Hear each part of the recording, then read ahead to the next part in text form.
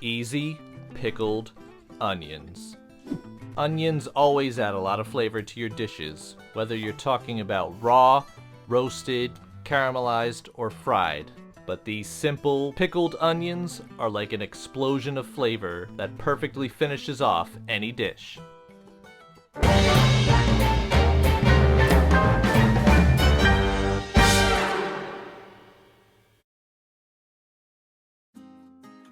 To begin, measure 1 cup of white vinegar, then add it to a saucepan.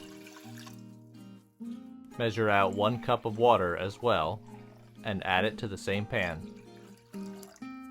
Then add 1 tablespoon of salt and 1 tablespoon of sugar. Heat it over medium heat until it begins to simmer and everything is dissolved.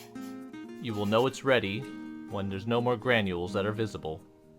At this point, you can turn it off and begin the next step. Select your onions. I like to use red onions because of their color and flavor. I'm slicing mine very thin, but you can do it any way you wish.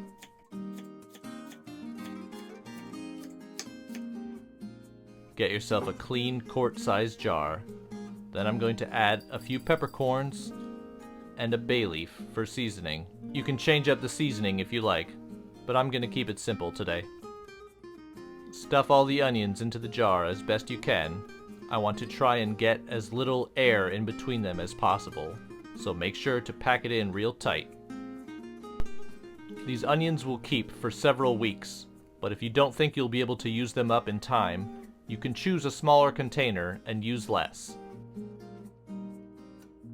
Looks like I wasn't able to fit it all in, but I'll find another use for the rest. Slowly add the hot liquid to the jar. If it doesn't make it to the top, you can fill it up with additional hot water.